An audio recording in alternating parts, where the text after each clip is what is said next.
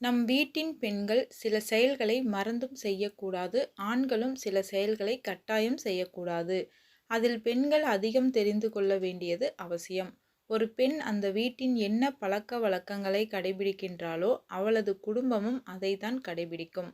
ஒரு குடும்பத்தை நல்ல வழியில் நடத்துவது அந்த வீட்டு பெண்ணின் கையில்தான் உள்ளது. பெண்கள் வீட்டில் சத்தம் போட்டு பேசக்கூடாது. அதனால் எந்த ஒரு பயனும் இல்லை.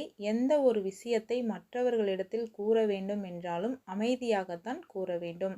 சத்தம் போட்டு பேசும்போது நாம் என்ன கூற வருகிறோமோ அது மற்றவர்களின் காதில் விழாது.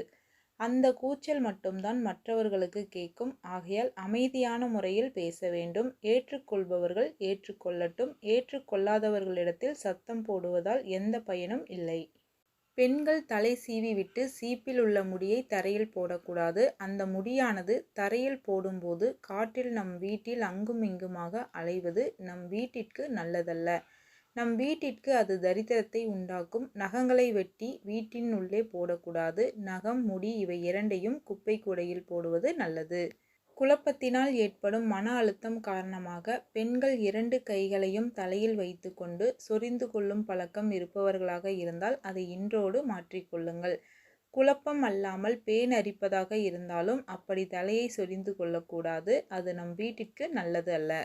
பெண்கள் மன அமைதிக்காகத்தான் கோவிலுக்கு செல்கின்றோம். கோவிலுக்கு சென்று மற்ற பெண்களிடம் வேண்டாத விஷயங்களை பற்றி பேசுவது, ஒருவரை பற்றி மற்றவர்கள் குறை கூறுவது, இப்படிப்பட்ட பேச்சுக்களை தவிர்க்க வேண்டும்.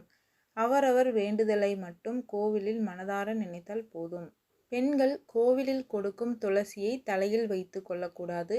மற்றவர்களிடம் கொடுக்கக்கூடாது. அதை உங்கள் வீட்டு பூஜை அறையில் வைப்பது நல்லது. இது நம் வீட்டிற்கு நன்மை தரும். பெண்கள் கோவிலுக்கு செல்லும்போது அர்ச்சகர் கையிலிருந்துதான் விபூதி குங்குமத்தை பெற வேண்டும். மற்றவர்கள் கையிலிருந்து வாங்கக்கூடாது.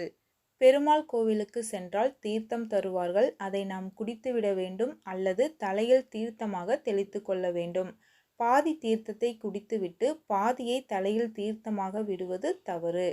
கோவிலில் இறைவனை வழிபடும் போது ஈரத்துணியோடு செல்லக்கூடாது.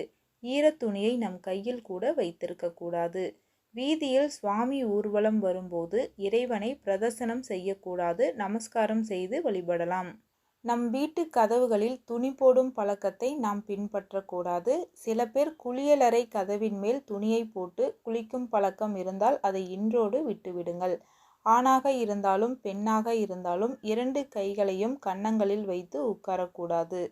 இவை அனைத்தையும் அவரவர் வீட்டில் பெண்கள் பின்பற்ற வேண்டும். பெண்கள் தெரிந்து கொண்டால்தான் நம் வீட்டில் உள்ளவர்களுக்கும் எடுத்து சொல்ல முடியும். நம் முன்னோர்கள் நமக்காக கூறியிருக்கும் எல்லா சாஸ்திர சம்பிரதாயங்களும் நல்ல பழக்க வழக்கங்களும் நிச்சயமாக அறிவியல் ரீதியாகவும் ஆன்மீக ரீதியாகவும் வைத்துத்தான் கூறியிருக்கின்றனர்.